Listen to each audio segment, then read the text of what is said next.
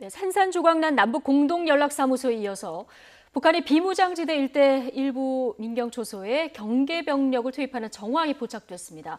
한미당국도 북한 군사 행동에 대비하고 있어서 한반도에서 군사적 긴장감도 고조되고 있는데요. 자세한 이야기 문성묵 한국국가전략연구원 통일전략센터장 그리고 박원곤 한동대 국제지역학과 교수와 이야기 나눠보겠습니다. 어서 오십시오. 네, 안녕하십니까? 안녕하세요. 예, 안녕하십니까?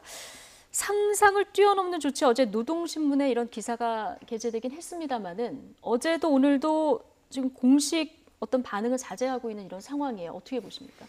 지금 지난 6월 4일 이후 한 2주 넘게 나타난 북한의 양상에 몇 가지 특징이 발견이 돼요. 북한이 이런 일련의 행동을 통해서 노리는 것은 한미를 이간시키고 남남 갈등을 이간시키고 물론 내부의 문제를 해결하기 위한 것도 주요 목적인데요. 그렇게 해서 우리 정부를 피로하게 만들고 국민들을 불안하게 만들어서 우리 정부에게 비난의 화살이 돌아가고 정부가 북한의 요구에 굴복하는 결과를 가져오도록 하는 이것이 이제 그들의 목표고 그걸 하기 위해서 보면 과거와 달리 예고를 하고요. 구체적으로 다음에 뭐 할 거야 이런 식으로 예고를 하고 그다음에 상대방 반응을 봐서 그다음에 그걸 실현하면서 수위를 좀 높여가는 그런 행태를 보이고 있어요. 그래서 저는 청와대가 전례 없이 강하게 그것도 김여정 부부장을 향해서 무례하다라고 하는 것, 감내하지 않겠다 그러면 북한으로서는 참기 어려운 그런 표현이고 그래서 그 이후에 무슨 반응이 나오지 않을까 생각했는데 안 거기에 대한 나왔어요. 직접적인 반응이 나와야 되거든요. 근데 안 나왔단 말이죠. 근데 사실 그건 자기들이 물론 바랄 수도 있을 거예요. 아마 분위기를 더 고조시키기 위한 그런 목적으로 일정 부분 자기들의 목표 달성을 했다고 판단할 겁니다. 그리고 제가 볼 때는요. 우리 정부의 움직임을 봐가면서 자기들이 우리들을 공격하기 위한 그 폭과 주 타겟, 목표, 방향 이런 것들을 지금 조절을 하고 있는 것 같아요. 그러니까 자기들이 계속 썩만 내면 이게 별로 효과가 없거든요. 쭉 낮췄다가 한번 쫙 올리는 이런 형태로 상대방을 계속 피곤하게 만들고 더 이 사안에 더 관심을 갖도록 만들기 위한 그래서 제가 볼 때 준비를 하고 있을 겁니다. 아마 곧 무언가를 한번 보여주리라고 생각합니다. 준비는 하고 있는데 목표 방향 수위를 지금 조정 중이고 곧 뭔가 발표를 할 것이다. 어떻게 보십니까, 박 교수님? 북한 주민들을 통해서 비판을 했죠. 근데 북한의 공식적인 입장은 지금 나오지 않고 있는 것은 사실이고요. 우리 정부의 이제 비판적인 견해에 대해서 저는 일단 북한이 1단계는 끝냈다라고 생각을 합니다. 그 나름대로 계획이 있었고 그거는 4일 날 김여정 담화에서 이미 다 계획을 밝혔고 지금 돌이켜놓고 보니까요. 1단계는 지금 군사적 조치 4개 남았죠. 통신선 단절했고 개성연락사무소 파괴했고 그다음 예고한 군사적인 조치. 근데 그 군사적인 조치 4개도 아직까지 그들이 이제 북한의 중앙군사위원회에서 이것이 통과가 되면 한다라고 했는데 아직 통과됐다라는 얘기는 없습니다. 그래서 4가지가 근데 준비되고 실질적으로 이행하는 거죠. 거기까지가 1단계. 그러니까 자신들의 일단 소개 목적은 달성을 했고 더군다나 지금 한국에서 굉장히 심각한 문제가 지금 야기가 되면서 언론이랑 다 집중을 하고 있고 저는 북한의 노림수라고 생각하거든요. 일단은 자신들은 거기까지 됐고 그럼 2단계는 우리 문 장관님 말씀하신 것처럼 한국 정부의 대응 상황을 봐서 여기서 어느 정도로 2단계로 넘어갈 건지 또 넘어가더라도 그 수위는 어떻게 될 건지. 근데 저는 중요한 것이 2단계로 가면 틀림없이 대미 압박이 이제 시작이 될 가능성이 있습니다. 지금까지는 좀 조절을 하고 있는데 2단계로 넘어가면서 그 방향으로 움직일 가능성이 있죠. 북한이 다음 단계에서 어떻게 나올지 굉장히 궁금한 대목인데 자, 이런 상황에서 김정은 위원장의 전용기가 어제 포착이 됐잖아요. 여러 가지 해석이 나오더라고요. 코로나 때문에 뭐 동해안으로 간 거다라는 얘기도 있고 비행기에 안 탔을 것이다 이런 얘기도 있고 심포 조선소 쪽으로 간 거다. 이런 해석도 있는데 어느 가능성이 가장 크다고 보십니까? 뭐 모든 가능성이 다 열려 있고 우리로서는 뭐 확인할 방법이 없으니까요. 어쨌든 분명한 사실은 비행기가 떴다는 거. 그게 어느 한병남도 심포 인근에 가서 신호가 끊어졌다는 거. 거기까지만 알지 그 다음은 알 수가 없거든요. 김 위원장이 탔는지. 다만 지금 우리가 알 수 있는 것은 물론 코로나 때문에 피해서 갈 수도 있겠습니다만 지금 박 교수님 말씀대로 지금 북한은 김정은 위원장의 잘못된 판단과 결정에 의해서 파생된 나온 그런 경제적인 어려움, 주민들의 고통 이런 것들을 김정은 위원장이 분명히 잘못하고 실패한 건데 그것을 책임을 다른 쪽으로 전가를 시키고 주민들을 그쪽 방향으로 몰고 있거든요. 안타깝습니다. 그런데 어쨌든 1단계로는 우리 남쪽의 책임, 우선 가까운 남쪽이 김정은 위원장을 기분 나쁘게 만들고 김정은 위원장의 요구를 들어주지 않았기 때문에 그건 죄고 그 죄값을 치르게 하고 남측을 향해서 죄값을 얘기를 했고요. 미국을 향해서도 이미 지난 연초에 얘기를 했었습니다. 미국에게 줬던 그 빚을 다 받아내겠다. 그렇기 때문에 지금 김정은 위원장이 충격적인 행동을 보게 될 것이다. 미국을 향해서 얘기를 했고 새로운 전략 무기를 보게 될 것이다 그랬는데 아직 6개월이 지나도록 안 하고 있거든요. 그런데 지금 보여줄 수 있는 가장 가까운 것이 SLBM입니다. SLBM이 신포 조선소에서 지금 작년에 김정은 위원장이 3,000톤급 잠수함 앞에서 공개했던 일이 있고 작년 10월에는 SLBM을 바지선에서 발사를 했어요. 근데 이제 그것이 벌써 1년여 지났고요. 이 지금 상황에서 그 상황을 점검을 하고 다시 말하면 새로운 전략 무기를 보여주고 충격적 행동으로 넘어가기 위한 그런 준비의 일환일 가능성. 그것 때문에 미국도 긴장을 하고 모든 정찰 자산을 동원을 해서 지금 움직임을 포착하고 있는 걸로 생각합니다. 새 잠수함 SLBM 모습을 드러낼 것이다 이런 관측도 나오는데 어떻게 전망하세요? 저는 일단은 그 북한이 투트랙으로 움직인다. 아까 잠깐 말씀드린 것처럼 지금은 대남 공세에 좀 집중을 하고 있고요. 적당한 시점에 당연히 대미 공세로 갈 거고 그 대미 공세의 핵심은 우리 문 장관님 말씀하신 SLBM이 될 가능성이 매우 높습니다. 그렇기 때문에 북한이 이것을 어떻게든지 개발하고 진술해서 실제 잠수함에서 쏘는 모습을 보여주려고 최대한 노력을 하고 있다라고 생각이 되는데요. 아직 확실하게 그 정도까지 준비가 됐는지 여부는 우리가 알 수는 없습니다. 말씀드린 것처럼 근데 SLBM을 비롯해서 미사일은 북한의 전략군 소속이죠. 그것은 김정은의 이른바 친솔부대라서 직접 통제를 받는 거고요. 이 총참모부 소속은 아닙니다. 근데 지금 나온 담화를 보면 총참모부에 김여정이 명령을 내린 게 됐기 때문에 우선적인 군사행동은 글로 갈 것이고 그 다음 단계로 대미를 압박하면 일단 미사일 발사를 다시 시작하겠죠. 중거리, 준중거리까지 넘어가면서 결국 SLBM 그리고 마지막 단계로 저는 위성까지도 가능하다라고 생각이 되는데요. 그 다음 단계가 이제 이른바 트럼프 대통령이 말한 금지선, 레드라인을 넘는 ICBM인데 거기까지 갈지 여부는 좀 아마 북한도 상황을 보면서 판단을 할 것이다. 근데 분명하게 그 정도의 압박은 북한이 이미 준비하고 있다라고 생각을 합니다. 근데 뭐 ICBM까지 발사한다고 하면 이건 뭐 파국으로 가는 걸 북한도 알고 있기 때문에 어디까지 이제 도발을 하게 될지 참 걱정이 되는 상황인데. 그러니까 SLBM 같은 경우에는 아까 문 장관님 말씀하신 것처럼 작년 10월에 북극성을 발사를 했는데 트럼프 대통령이 반응을 안 했거든요. 근데 사실상은 저는 이제 금지선을 밟았다라고 표현을 하는 게 트럼프 대통령이 말하는 금지선이라는 것은 미국 본토에 대한 위협을 얘기하는데 SLBM은 사실상은 미국 본토 위협입니다. 그럼에도 트럼프 대통령이 SLBM이라는 딱 표현을 안 했기 때문에 그냥 넘어갔어요. 그러니까 이번에도 그럴 가능성은 있죠. 대신에 미국 국내에서 또 굉장히 비판적인 목소리는 나올 겁니다. 네. 일단 남북 간의 경색된 상황으로 다시 와서 보면 9.19 남북 군사 합의에 따라서 비무장지대에서 군병력이 일부 철수를 했었는데요. 북한군이 일부 민경초소에 경계병력을 다시 투입한 정황이 포착됐습니다. 2018년 비무장지대 GP 철수 당시 남북한의 군인들이 악수를 하면서 환하게 웃는 장면 방송을 통해서 나가기도 했었는데 일련의 상황들 영상으로 보고 오시겠습니다.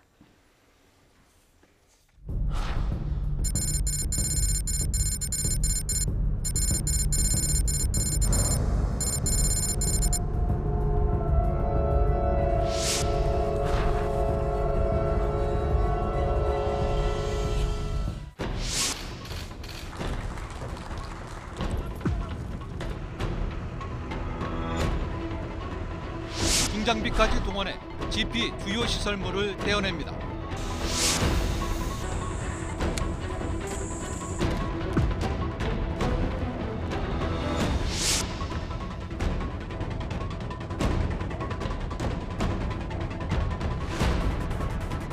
개성과 금강산은 남북 평화의 상징이고 이곳에 군부대를 다시 주둔시키는 것과 함께 9.19 남북 군사 합의를 파기하는 행동들을 함으로써 군사적 긴장 상태를 예전 수준으로 돌리겠다는 의미로 보여집니다.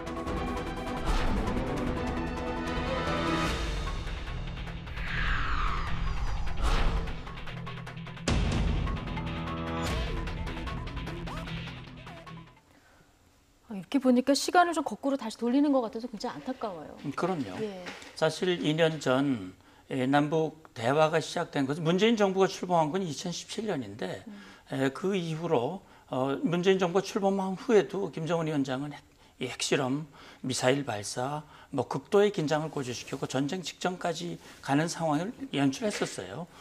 그런데 2018년 그 직전에 이제 북한이 말하자면 핵 무력 완성을 선언하고 1월 1일 김정은 위원장의 육성연설을 통해서 남북 관계를 사변적으로 발전시키고 싶다. 평창 올림픽의 성공을 돕겠다. 그래서 남북 대화가 시작이 된 거거든요. 예. 김여정 부부장이 내려왔었고 우리 특사가 평양에 올라갔고 이후에 4.27 남북 정상회담이 열렸어요. 김정은 위원장이 판문점 평화집에 와서 문 대통령과 나란히 서서 이제는 전쟁 없는 한반도, 이제 핵 없는 한반도를 만들겠다. 우리 국민이 얼마나 흥분했습니까? 그리고 이제 평화가 온 걸로 생각했죠. 9.19 군사합의는 4.27 선언이 모법입니다. 4.27 선언의 제2장, 다시 말하면 남북 간의 군사적 긴장 완화를 실질적으로 이행하기 위한 합의서가 9.19 군사합의서예요. 근데 보시다시피 그 4.27 선언이 남북 공동연락사무소 폭파와 함께 날아갔습니다. 예. 자, 그럼 모법이 날아갔기 때문에 9.19 군사합의는 근거가 없어진 거예요. 그렇기 때문에 지금 북한이 말씀하신 대로 GP에 지금 병력을 다시 들여놓는다. 이것은 김여정 부부장이 이미 6월 4일 담화에서 밝힌 것이고 예. 하나하나 단계적으로 이어가고 있는 것이다. 그래서 이걸 보면 남북 관계가 저도 뭐 직접 북한 군인들과 만나서 예. 많은 합의서를 만들었습니다만 그게 참 합의서는 아무리 만들어도 그걸 지켜야 의미가 있는데 북한은 9.19 군사합의를 잘 안 지켰어요. 예. 그래서 지금으로서는 저는 그렇게 생각합니다. 9.19 군사합의가 혹시 북한이 실질적 이 무실화에 의해서 안 된다 하더라도 정전협정이 있습니다. 우리에게는. 적대행위를 하지 못하도록 돼 있습니다. 예. 상대방을 향해서 총격을 가하면 정전협정 위반이기 때문에 우리는 정전식 교정 규칙에 따라서 대응을 하는 겁니다. 저는 9.19 군사합의가 흔들린다고 당장 뭐 전쟁이 일어난다, 뭐가 된다. 저는 그렇게 너무 우리 국민들이 불안해하실 필요가 없다고 저는 생각합니다. 예. 오늘 YTN 카메라가 중계차가 이제 개성하고 인접한 파주의 그 오두산 통일전망대에 나갔었는데요. 네. 여기서 강을 건너서 카메라를 당겨서 보니까 이제 개풍군 선전마을이 보이는데 오늘 날이 맑아서 굉장히 깨끗하게 보이더라고. 화면을 좀 주시면 저기가 이제 임진강 건너서 바로 있는 곳인가 봐요. 그런데 보면 강변 따라 뭐 북한군 초소도 있고 그렇긴 한데 대체적으로 보면은 북한에서 이 연락사무소를 폭파하는 이런 일이 있었나 싶을 정도로 굉장히 지금 보시면 느끼시겠지만 굉장히 평화로운 분위기거든요. 뭐 이거는 저도 많이 안타깝다라고 예. 생각을 합니다. 뭐 사실상 남북 간의 평화의 상징이었죠. 그리고 9.19 군사합의를 통해서 남북 간의 긴장을 좀 풀 수 있다라는 기대가 있었고, 그리고 이 비무장 지대에 사실 GP, 우리는 GP라고 하고 그들은 이제 북한은 민경초소라고 불리는데 그게 있는 것 자체가 정전협정 위반이죠. 그러니까 원래는 그게 다 없어서 말 그대로 비무장 지대를 뒀어야 되는데 안타까움이 있었고, 그래서 이번 9.19 군사합의에 그것을 이제 제거한다라는 것은 잘못된 상태로 원상태로 돌리는 네. 그런 첫 출발이 될 수 있었다. 그래서 결국은 GP를 다 없애는 형태로 진행이 되기를 사실상 바랬는데 지금 여기서 멈춘 것이죠. 전체적으로 지금 뭐 일부 보도에서 이미 북한이 군이 들어갔다라고 얘기를 하는데 그건 조금 좀 두고 봐야겠습니다. 아직은 지금 말씀드린 것처럼 북한에서 중앙군사위가 최종 비준을 했다라는 얘기가 없기 때문에 네. 물론 준비 작업을 하고 그렇게 갈 거라고 생각을 합니다만 아마 조금의 시간은 필요할 것이고요. 이제는 군사적 긴장이 다시 고조되겠죠. 북한이 이것을 다시 복구하는 것은 쉽지 않다라고 생각을 하고, 왜냐하면 북한은 그냥 폭발을 시켜버렸거든요. 네. 우리도 뭐 비슷하게 굴착기로 다 했기 때문에. 근데 어쨌든 거기까지 경비 병력을 진주시키겠다라는 의미가 있기 때문에 그러면 우리도 같이 경비 병력이 들어가야 되는 상황입니다. 그러니까 우리는 어떻게 해야 되는 거예요? 이런 상황에서. 우리도 거기에 대응을 하는 형태로 움직여야 되는 거죠. 예. 그러니까 북한에 거기서 지금 10개 하나는 이제 남겨둔 그런 상태인데 그 지역까지 들어가겠다라는 의지를 예. 밝혔기 때문에 우리도 거기에 이제 경비 정찰 임무를 수행을 하고, 그리고 향후에 그것을 다시 복구를 할지는 좀 우리가 두고 봐야 되는 상황인데요. 어떻게든지 진지가 구축될 수도 있다, GP가. 예. 그런 가능성까지도 우리는 대비를 해야 된다라고 생각을 예. 합니다. 우리가 북한 매체에서 지금까지 봤던 북한 주민들 남한 비난하는 목소리를 높이는 모습만 보다가 오늘 저 화면을 보니까 좀 느낌이 달라요. 예, 문 센터장님 어떻게 네, 지금 이렇게 생각하셔야 될 것 같아요. 북한이 이제 과거 뭐 많은 성명도 내고 담화도 내고 그랬지만 북한 주민들을 알게 내는 경우는 많지 않았거든요. 근데 이번에는 북한 주민들이 다 알게 내보내고 북한 주민들의 인터뷰도 따고 아주 정말 우리를 향한 험한 말을 뭐 옥류관 주방장까지 나서서 대통령에게 험담을 하고 이렇게 하는 것을 보면요. 저는 물론 북한 주민들의 마음일 수 있지만 그건 김정은 위원장의 마음이다. 저는 그렇게 생각합니다. 김정은 위원장이 기분이 나쁘면 주민들이 다 나빠야 됩니다. 기분이 나쁘지 않으면 그건 불충이기 때문에 나쁘게 얘기를 할 수밖에 없는 것이 북한 체제라고 하는 것. 그게 분명하거든요. 예. 그러면 저 지금 우리 대성동 마을 건너편에 있는 기정동 마을은 이게 저쪽에 있는 사람 저 말단에 있는 사람까지 가서 인터뷰하고 아마 그러기나 어려울 거예요. 예. 그래서 제가 볼 때는 이렇습니다. 뭐 1호 전투준비태세, 경계태세 발령을 하고 이 북한 군인들 투입시키고 철모 쓰고 대검까지 착검시켜서 근무를 시킨다는데 우리가 지금 긴장고정 시키는 거 없지 않습니까? 우리가 정전협정 체결 이후 한 번도 북한을 공격한 일이 없다는 거를 북한 군인들이 너무나 잘합니다.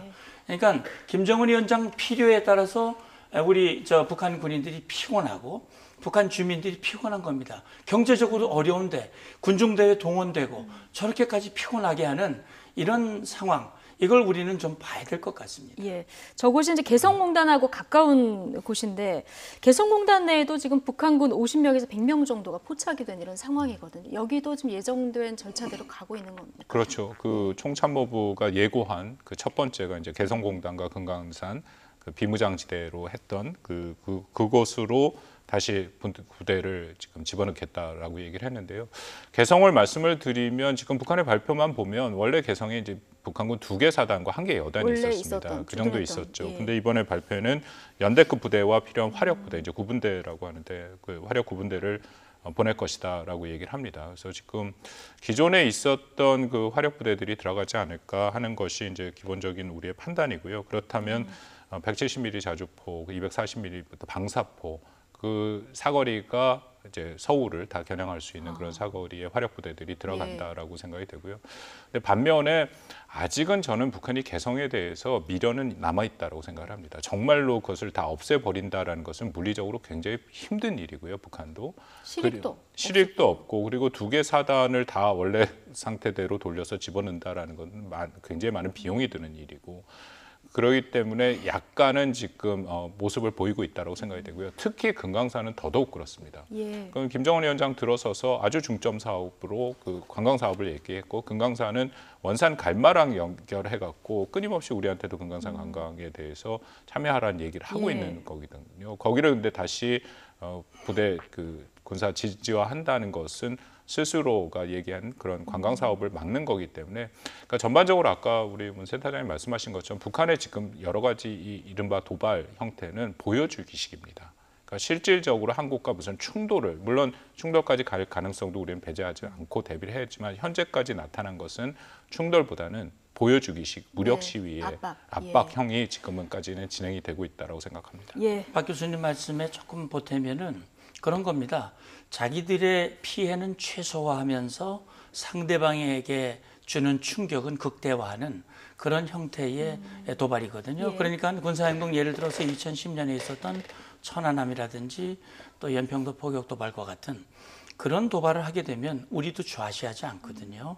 그러면 그 역대 1차 연평해전, 2차 연평해전 이런 것들이 쭉 있었습니다만 그때마다 북한이 대패를 했어요. 북한 군들이. 그렇기 때문에 이 물리적, 재래식 군사력의 충돌에서 자기들이 얼마나 약화되는 것을 북한 군인들 지휘관들이 더 잘합니다.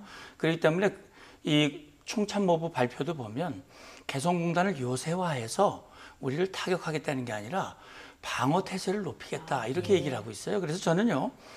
지금 뭐 장사정포가 거기 들어오려면 진치가 구축이 돼야 돼요. 그 개활지에다가 포를 갖다 놓으면 우리 보고 때리라고 하는 거 똑같기 때문에 그렇게 만들면 어렵고 우리 국민들이 그것 때문에 너무 불안해하는 것은 적절치 않고요. 거기 많이 들어온다면 우리도 상응한 거기가 우리의 표적이 되는 겁니다. 그렇게 대비를 우리도 할 수밖에 없다.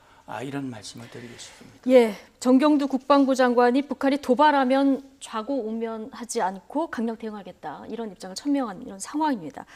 어쨌든 북한은 군사 행동을 압박 수단으로는 어쨌든 지금 예고를 한 상황이고요. 미군 정찰 폭격의 항공모함 지금 다 총출동한 상황인데 이게 북한의 압박은 어느 정도나 되는 겁니까? 지금 수준의 압박을 말씀드렸듯이 네. 정말 단계적으로 하나하나 올려가는 거거든요. 사실 물리적인 피해를 우리에게 주는 게 없습니다. 그러니까 지금 물론 개성 연락사무소 폭파한 건 이건 도저히 용납할 수 없는 일이고, 저는 개인적으로 국민의 한 사람으로서 오토원비와 같이 저 문제에 대해서 확실하게 끝까지 좀 우리가 물고 늘어지는 모습을 보여줬으면 좋겠다는 생각이 드는데요. 군사적으로만 보면 아까 박 교수님도 잘 말씀하셨습니다만 지금 남북 합의에 의해서 이제 비워놓은 민경초소의 병력을 넣는 것이 9.19 군사합의를 파기하기 위한 일련의 수순으로 한 것인지, 아니면 김정은 위원장이 지시한 1호 전투태세에 따라서 지금 비어있는 초소에 들어가서 하는 것인지는 좀 더 우리가 지켜봐야 되는 것이고요. 저는 지금 미국과 한국이 그렇게 북한을 향한 이 경계태세를 높이고 그다음에 여차하면 전략 자산을 다시 투입할 수 있는 것들을 전반적으로 검토하는 것은 북한이 그런 물리적인 도발하지 못하도록, 특히 아까 얘기했던 그런 미사일 발사라든지 그런 전략적인 도발하지 못하도록 하기 위한 일종의 시위와 억제의 수단일 수 있는 거거든요. 그래서 지금 우리의 대비는 정경구 장관 얘기했지만 북한이 도발하면 정말 좌고우면하지 않고 확고한 대비태세를 갖춘다고 하는 것은 북한을 향한 중대한 경고라고 보면 됩니다. 그러니까 말씀드린 것처럼 북한의 도발이 보여주시긴 하지만 지금 예고한 도발, 우리 말한 2개 말고 세 번째 서해 쪽은 좀 우려가 많이 됩니다. 그러니까 거기는 늘 우리가 이른바 화약고로 불리고 우리는 NLL이고 그들은 북한의 이제 서해 경비 개선이라고 해서 이 부분이 겹치고 서로 틀리거든요. 근데 북한이 아주 명확하게 그 부분에 대해서 다시 해안포를 개방하고 훈련을 하겠다. 그럼 포를 쏘는데 이것이 NLL 이북으로만 가면 괜찮지만 NLL 이남으로 나오면 또 거기서 훈련을 하다 보면 말씀하신 서해 교전 같은 그런 충돌의 가능성이 매우 높은 지역이거든요. 그래서 우리 정부는 9.19 군사합의의 가장 큰 성취 중에 하나가 바로 NLL 지역에서 그런 충돌을 방지했다라고 하는데 북한이 그 부분을 얘기했습니다. 거기가 저는 이 충돌형 지금 남북 간의 그런 분쟁이 될 가능성이 가장 높은 지역이기 때문에 우리 문 장관님 말씀하신 것처럼 강력한 우리가 오히려 억제력을 보이면 북한이 그만큼 우리를 공격할 가능성이 낮아지죠. 왜냐하면 그들이 원하는 그런 최종적인 목적을 달성하기가 힘들면 그러면 결국 포기하게 되거든요. 그러니까 그 부분에 대해서는 우리가 철저한 준비가 필요하다라고 생각합니다. 그렇죠. 우리는 최악의 경우까지는 대비하고 있어야 하니까요. 강력한 억제력. 브룩스 전 주한미군 사령관이 한미 군사훈련을 재개할 필요가 있다 이런 얘기를 했는데요. 잠깐 듣고 오시겠습니다. So we would be seeking ways to increase pressure with the military instruments, but it has to be done in conjunction with regaining traction for diplomatic engagement, whether it's North-South engagement or whether it's U.S.-North Korea engagement. 이 한미 연합군사 훈련은 북한이 가장 민감하게 반응하는 것 중에 하나인데요. 이거 어떻게 하는 게 맞다고 보십니까? 네, 그러니까 한미 연합 훈련은 우리가 한미 동맹 관계고요. 또 정말 그 어떤 동맹보다 강력한 한미 연합 방위 체제를 유지하고 있습니다. 그렇기 때문에 군인이 있으면 군인들은 훈련이 기본 아닙니까? 한미 연합 방위 체제를 유지하려면 당연히 연합 훈련을 해야 됩니다. 근데 북한이 그래왔죠. 민감해 한다고 말씀을 하셨는데 저는 그건 자기들의 핵 미사일 개발을 정당화하기 위한 하나의 구실이라고 생각해요. 왜 그러냐면 주한미군이 북한을 공격한 일이 없잖아요.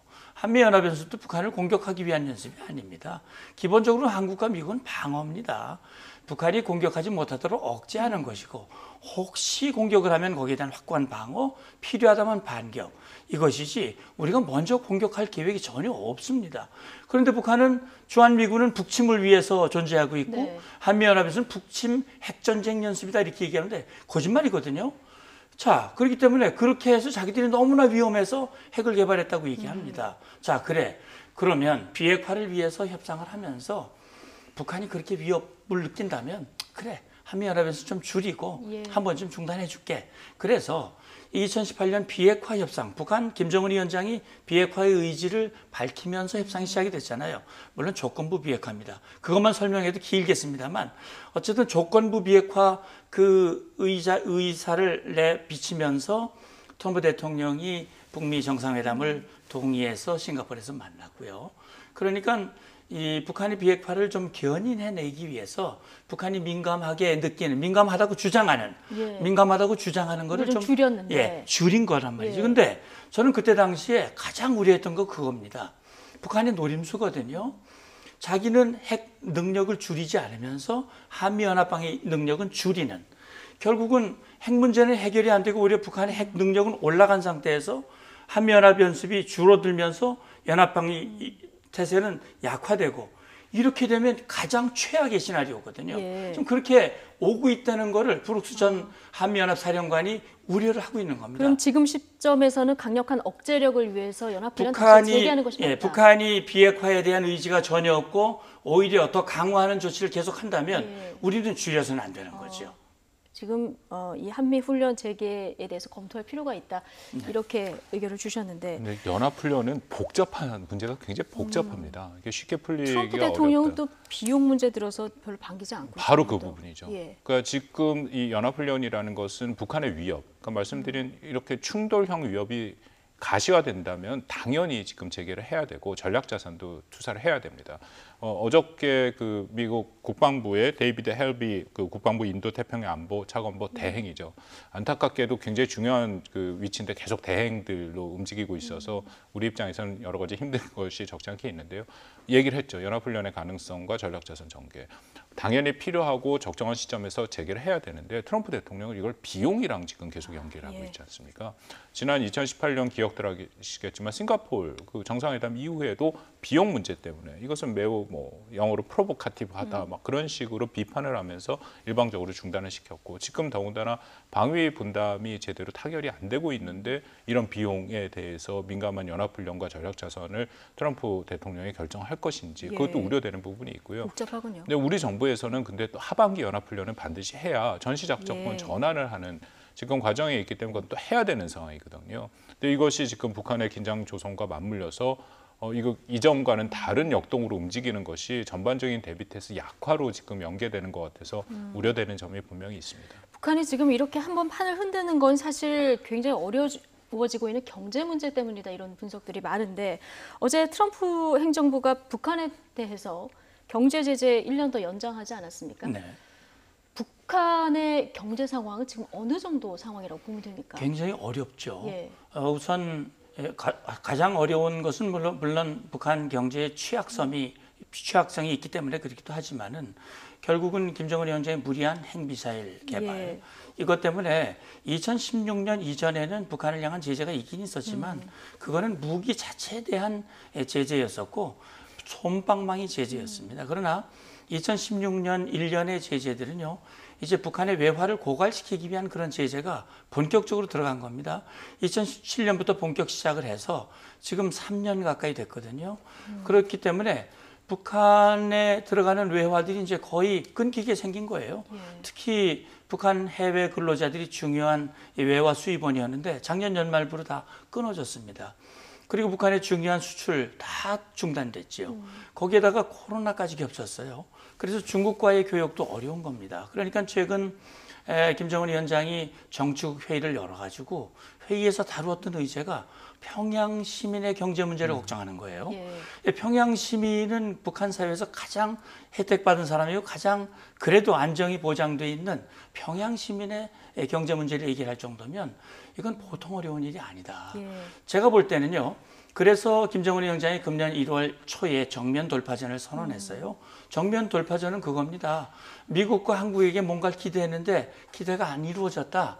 그렇기 때문에 이제 우리 스스로 자력 경제, 자력 부흥, 자력 발전, 번영 이렇게 했는데 자력으로 어떻게 됩니까? 안 되잖아요. 예. 지금 6개월 동안 점점 더 어려워지니까 주민들이 동요하고 잘 살겠다 약속했는데 안 되니까 예. 그 비난의 화살이 김정은 위원장한테 가야 되는데 김정은 위원장에게 하기가 어렵죠. 예. 그러니까 이걸 방향을 남쪽으로 미국으로 돌리는 이런 국면입니다. 그래서 뭐 경제 전문가들도 북한의 지금 경제 마이너스 6% 성장률 이렇게 보고 있거든요. 굉장히 어려운 건 사실인 것 같습니다. 예. 이런 상황에서 이도훈 한반도 평화교섭본부장이 미국에 갔습니다. 경제 제재를 푸는 쪽에 방점이 찍힐까요? 논의하는 과정에서 아니면 한반도 아까 얘기가 나온 뭐 연합훈련을 좀 재개하는 이런 방향의 논의가 주로 이루어질까요? 뭐 매우 중요한 시점이고 가서 논의할 게 많이 있죠. 네. 지금 말씀하신 거 외에도 일단 가장 중요한 것은 지금 북한이 이런 공세를 시작했는데 이 북한의 최종 목적이 뭔지 우리가 지금 여러 가지 추정을 하고 있습니다만 그 속내를 정확히 모르지 않습니까? 그 더군다나 한국한테 요구하는 것도 좀 막연하게 계속 죗값을 내라라고 얘기했는데 그것이 과연 무엇인지도 지금 모르는 상태고 그러니까 일단 한미가 이것에 대한 판단을 좀 공유할 필요는 있죠. 미국도 나름대로 분석을 하고 있을 것이고요. 그리고 두 번째는 이도훈 본부장이 원래 하는 것이 한반도 평화교섭본부는 북한 비핵화 핵 문제를 다루지 않습니까? 이번 북한 공세에 핵 문제가 중점적으로 등장하지는 않았습니다. 네. 그럼에도 6월 12일 날 리성건 외무상 담화에 핵 문제가 얘기가 됐죠. 네. 근데 두 가지가 저는 주목이 되는데 하나는 기존에 있었던 트럼프 대통령과 김정은 위원장의 관계도 파탄을 내릴 수 있다라는 그런 일종의 엄포가 있었고요. 또 하나는 지난번 중앙군사위에서 얘기한 것처럼 핵 억제력을 강화시키겠다라는 것이 다시 나오고 있습니다. 예. 그러니까 그것에 대해서 어떻게 한미가 또 해석하고 있느냐가 이제 중요한 것이고요. 세 번째는 방금 말씀하신 결국 그 문제죠. 북한이 17일 김여정 담화에서 비교적 그 자신들이 원하는 것을 어느 정도 비쳤는데 결국은 한미 공조 동맹보다 민족을 앞장 세워라. 그것은 기존에 있는 제재에서 한국이 이탈해서 개성공단 금강산하고 아니면 적극적으로 미국을 설득하라는 얘기인데요. 그게 구조적으로 굉장히 어렵게 돼 있습니다. 제재라는 것이 기본적으로 트럼프 대통령이 혼자 결정한다고 되는 것이 아니라 미국 국내법에 의해서 규정에 의해서 2중 3중으로 묶여 있는 거거든요. 그래서 워킹그룹을 통해서 얘기를 한다 하더라도 그것은 그렇게 간단하게 해결된 문제는 아닙니다. 예. 근데 이 워킹그룹 제재도 좀 빨리 풀고 협상 진척 위해서 만들었는데 지금 이 워킹그룹에 대한 얘기가 많이 나오고 있습니다. 김여정 북한 노동당 제1부부장도 한미 워킹그룹을 남북관계 파탄의 주된 원인으로 지목하기도 했었죠. 한미 워킹그룹은 한미 간 남북 문제를 논의하는 협의체지만 그 성격을 두고 지금 안팎의 논쟁이 뜨거운 이런 상황입니다. 우리의 행보를 묻는 족쇄네 아니냐 이 목소리 듣고 오시겠습니다. 한미 워킹그룹이라는 것이 2인 3각으로 우리의 행보를 묶는 그런 족쇄가 됐습니다. 미국이 아무래도 중요한 역할을 하기 때문에 그러한 것을 원활히 하기 위해서 워킹그룹이란 메커니즘을 이용하고자 했다는 말씀을 드리고요. 결론적으로는 결과가 좋게 나와야 하기 때문에 앞으로의 워킹그룹이 좀 더 본연의 목적에 맞도록 왜 상반되는 목소리 듣고 오셨는데요. 그 워킹그룹이 처음 구성된 것은 한국이 먼저 제안을 했습니다. 2018년 6월에 싱가포르 회담에서 트럼프 대통령이 일방적으로 한미연합훈련에 대한 중단, 유예를 선포했거든요. 당시 짐 매티스 미 국방장관도 몰랐고 우리 정부도 전혀 몰랐습니다. 그리고 이제 비핵화 대회가 북한과 미국 사이에서 하니까 우리는 사실 1994년 제네바 합의에 악몽이 있거든요. 우리가 당사자로 들어가질 못했는데 옆방에서 기다리다가 양쪽에서 합의가 나오면 나중에 그 상응 조치는 다 한국이 하는. 그래서 워킹그룹을 만들어서 사전에 미국과 니네가 가서 어떤 얘기를 할 건지를 확인하고 사후에도 즉각적으로 소통을 하는 그런 채널이 필요하다 해갖고 사실 우리 정부가 먼저 얘기를 했습니다. 근데 11월에 구성될 때는 그 당시 이제 상황상 또 면제 이런 그런 제재가 핵심적인 그런 기능으로 얹히기는 했었죠. 근데 전반적으로 좀 오해가 있다라고 생각이 되는 게 아까 잠깐 말씀드린 것처럼 미국의 제재는 국내법에 의해서 2중 3중으로 묶여 있습니다. 그렇기 때문에 만약에 이 워킹그룹이 없이 워킹그룹을 통하지 않고 제재 면제를 만약 미국과 논의를 한다면 우리 정부가 미 재무부, 미 상무부, 미 법무부, 심지어는 최근에 와이즈 와네스토 같은 경우에는 미국 그 뉴욕 검찰청, 지방 검찰청까지 다 등장을 했거든요. 다 쫓아다니면서 우리가 얘기를 해야 되는 사실상 불가능한 그런 시스템이죠. 그래서 아까 뭐 조 차관도 얘기했고 강경화 장관도 얘기했는데 이건 일종의 패스트 트랙이고 원포인트 서비스다. 그러니까 우리가 원하는 것을 미국한테 전하면은 미국이 그 안에서 자신들이 다 조정을 하고 어떤 규정이 문제가 있는지 확인해서 우리한테 알려준다. 실질적으로 수치로도 나온 거를 보면요. 지금 12건이 제재가 면제가 됐습니다. 근데 그중에 8건이 북한이 응답하지 않아서 안 된 거거든요. 그렇다면은 이것은 이 워킹그룹 자체 문제는 저는 아니라고 생각합니다. 워킹그룹을 없앤다면 그러면은 한미 간의 남북 간의 사업이 잘 되느냐? 오히려 더 힘들어질 수가 있고 우리가 원치 않게 한국의 뭐 그룹 어떤 개인이나 단체가 제재를 받을 수도 있는 거거든요. 그러니까 이것은 글쎄 조금 그 초점이 많이 벗어났다라고 저는 판단합니다. 예. 한마디만 더 말씀을 짧게요. 드리면 예. 짧게 말씀드리겠습니다. 지금 한미 동맹이냐 남북 관계냐 이건데 북한은 그겁니다. 우리하고 잘 지내고 싶으면 미국하고 손대 이거거든요. 우리 선택해야 돼요. 여기 미국하고 손대고 남북 관계만 할 것이냐 이 부분 뭐 워킹 그룹은 하나의 상징일 뿐이고 그 부분을 우리가 분명히 정리를 해야 됩니다. 비핵화 문제를 뭐 우리가 독자적으로 풀 수가 없는 상황이라서 이 한미 간 채널을 어떻게 변화해야 되는지 좀 고민이 필요한 부분이고요. 우리 정부의 외교안보 라인을 어떻게 해야 되나 여기에 대해서 좀 얘기가 나오고 있는데요. 그제 김현철 통일부 장관이 사퇴 의사를 밝혔고 조금 전 청와대가 사표를 수리했습니다. 이후 정치권에서 나오는 외교안보 라인 교체에 대한 다양한 의견들 잠깐 듣고 오시죠. 세술은 세 부대에 담아야 한다 하는 차원에서 심기일전에서 새 출발한다는 차원에서는 뭔가 좀 변화도 있어야 되지 않을까. 청와대 국가안보실 실장과 차장을 비롯한 요직은 대미 라인으로 채워져 있고 북한 전문가는 없다는 점도 여러 차례 지적이 되어 왔던 바입니다. 현 문재인 정부의 대북 정책을 잘 아는 전문가에서 뭐 다 좋지만은 어떻게 됐든 그런 분들이 가더라도 좀 격상시켜서. 지금 김홍걸 의원 얘기는 뭔가 분위기 쇄신 차원에서 교체하는 게 좋겠다는 의견이고 심상정 의원 얘기는 뭔가 지금 외교안보 라인에 북한 전문가가 없다는 이런 지적을 했거든요. 어떻게 보십니까? 뭐 저는 사실 김현철 장관과 통일부의 작년 그 하반기부터 했던 것에 대해서 좀 여러 가지 문제 제기를 많이 했던 사람 중에 하나인데요. 그럼에도 지금 김현철 장관을 저는 교체하는 것은 이미 오늘 사표가 수리가 됐더라고요. 매우 안타깝습니다. 왜냐하면 지금 우리가 계속 얘기를 했습니다만 북한의 명확한 의도를 모릅니다. 그리고 이 모든 것의 시작점을 뭐 구태여 누구 책임이냐고 묻는다면 북한이 시작을 한 것이거든요. 처음에는 뭐 전달 살포를 했지만 결국 그들의 목표는 전달 살포만의 목표는 아니다라는 것이 분명히 있었고 그렇다면 통일부와 장관의 입장에서 할 수 있는 것은 최대한 다 했고 이게 책임을 묻기가 지금으로서는 쉽지 않다. 물론 나중에 끝나고 좀 더 확실하게 우리가 모든 것을 복귀해 볼 필요는 있죠. 그리고 더불어서 결국은 이 한미 공조를 뚫고 못 나갔다라는 17일 김여정 담화를 이행하지 못했다라는 게 지금 방금 전에 발언한 분들의 기본적인 생각인 것 같은데요. 그건 말씀드린 것처럼 다른 누구 장관이 오더라도 한미 관계를 완전히 배척하지 않는 한 그건 힘듭니다. 제재 상황에. 그래서 지금 시점에서 시점은 아니다라고 생각을 하고요. 그리고 전체적인 외교 안보 라인도 저는 바꿔줄 필요는 있다라고 생각합니다. 왜냐하면 2년이 넘고 3년째 진짜 그런 상황이면 좀 새로운 시각으로 접근하고 더군다나 어려운 상황이고 그 지금 말씀하신 분들의 거긴 동의를 하는데 지금 시점은 아니죠. 문성무 센터장님, 박지원 전 의원 같은 경우는 통일부 장관이 북한의 2인자를 상대를 해야 될 수도 있으니까 이게 부총리급으로 격상시키자 이런 얘기를 좀 했는데 어떻게 통일부가 부총리인 시절이 있었죠. 있었고 이게 정부가 바뀌고 대북 정책의 변화에 따라서 통일부가 굉장히 영향을 많이 받았고 부침을 겪었습니다. 그러니까 논리적으로 북한의 2인자를 만나기 위해서 뭐 급을 격상하자라고 하는 뭐 그 주장은 타당성이 있는 일면 타당성이 있는 주장인데요. 사실은 이제 문재인 정부 들어와가지고 2018년부터 남북 당국 간 대화가 시작이 되고 그것이 미북 회담으로 연결이 되고 오늘날까지 왔는데 사실 이 과정에서 보면 제가 볼 때는요 통일부가 주도했다기보다는 청와대나 국정원이나 이런 쪽에서 이미 지침을 받고 청와대는 통일부는 주로 손발의 역할을 주로 많이 해왔어요. 물론 지금 남북 관계가 어려우니까 주무장관이 책임지는 모습으로 이렇게 결정은 됐습니다만 박 교수님 말씀대로 이게 과연 맞는 것이냐라는 부분은 논란의 여지가 있습니다.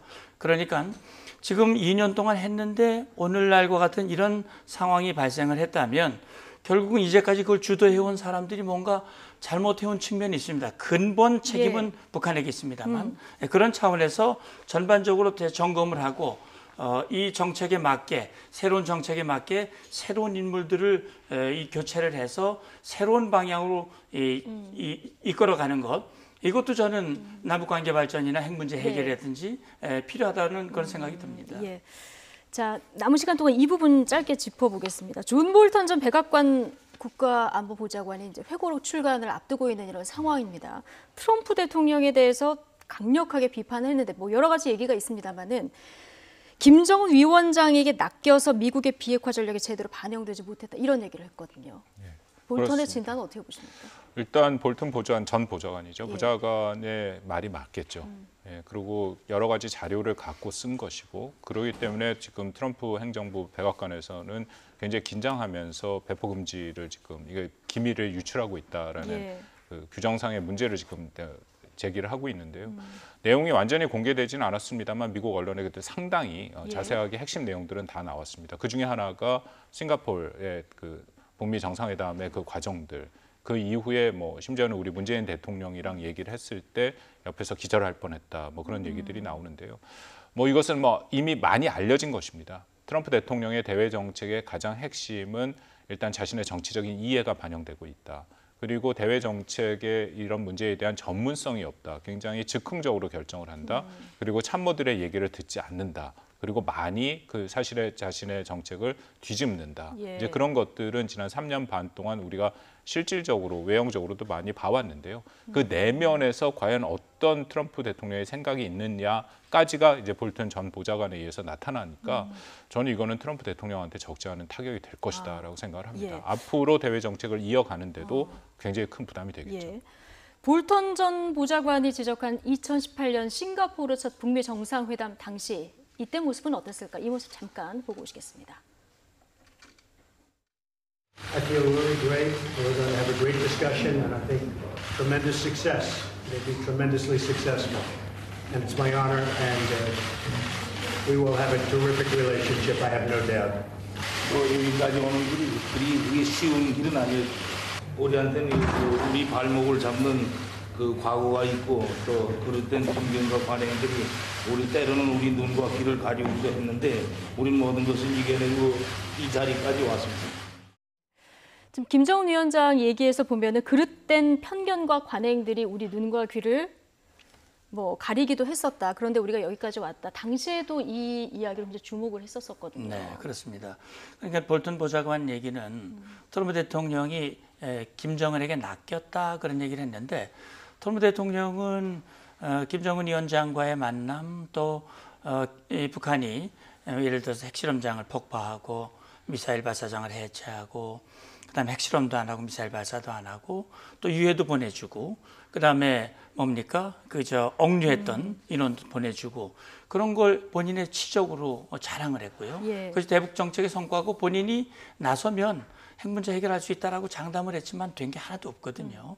그리고 지금 이 트럼프 대통령의 그런 행동을 보니까 김정은 위원장이 트럼프 대통령이 우선 전문성이 없고요. 북한을 잘 모르고 트럼프의 트윗이라는 이 내용은 사실과 다른 게 굉장히 많거든요. 예. 자, 그런 상태에서 보니까 트럼프 대통령에게 영변 핵 조금만 집어주면 그러면 제재 해제 받아내는 거 뭐냐. 왜냐하면 6월 12일 날 연합연습 중단이라고 하는 큰 카드를 1대1로 받아냈거든요. 예. 아무 인원도 없이. 할만하다. 트럼프만 잘 꼬시고 이렇게 해서 재선에 할 수 있는 카드를 던져주면 김정은 위원장이 한 수 위였던 건가요? 그럼 그렇게 해서 이제 아니요. 그때 당시에는 그렇게 해서 왔는데 하노이까지 오면서 하노이에서 이제 난 다 됐다. 그래가지고 뭐 대대적인 개선 장군 같이 나왔잖아요. 근데 결국은 폼페이오 특히 볼턴 같은 경우 북한을 너무나 잘 알고 핵 문제를 알기 때문에 트럼프에게 오다를 주었고 노딜이 된 겁니다. 다행인 거죠.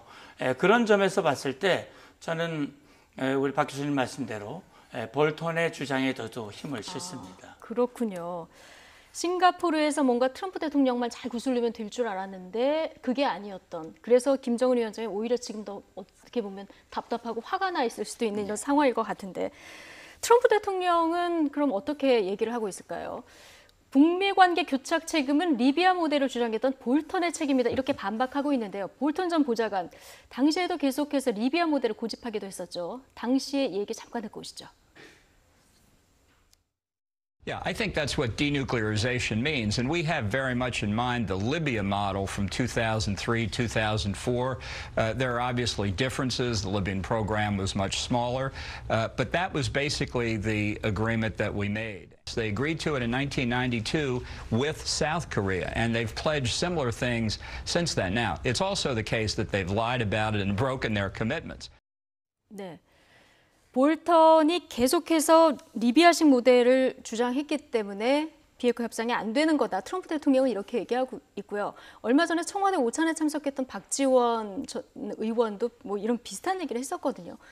정상들은 얘기가 되는데 이 밑에서 이루어지지 않는다. 어떻게 보십니까? 뭐 이미 이것은 많은 부분 지금 확인이 됐습니다. 예. 저 방금 나온 볼튼 보좌관 전 보좌관의 인터뷰는 2018년 4월이었고요. 예. 그 얘기가 나오고 한 달도 채 안 돼서 한 2주 후인가 트럼프 대통령이 공개적으로 반박을 했습니다. 미국이 추구하는 것은 그런 모델이 아니다라고 얘기를 했죠. 그럼에도 불구하고 계속 비슷한 얘기를 했었잖아요. 볼튼은 그렇게 얘기했었는데 예. 그렇기 때문에 그 과정을 6월달 싱가포르 이후에 하노이까지 볼튼은 거의 배제가 됐습니다. 예. 그러니까 원래는 북한 핵 문제를 다루는 전문성을 갖고 사실상 트럼프 행정부에 합류를 했는데 완전히 빠져 있었죠. 그리고 예. 폼페이오가 다 했고. 그래서 볼튼의 그 생각은 변하지 않았지만 그것이 실질적으로 이 협상을 망쳤다라고 얘기하는 것에는 좀 다른 해석이 가능하다고 생각합니다. 예. 지금 11월 트럼프 대통령의 대선을 앞두고 있기 때문에 이걸 북한도 잘 알고 있고 뭐 트럼프 대통령도 마찬가지고요. 북미 관계에 있어서 앞으로 어떻게 전개가 될지도 굉장히 주목되는 부분인데요. 이 이야기는 다음 시간에 또 모시고 얘기를 들어보도록 하겠습니다. 자, 문성묵 한국국가전략연구원 통일전략센터장 그리고 박원곤 한동대 국제지역학과 교수와 이야기 나눠봤습니다. 고맙습니다. 감사합니다.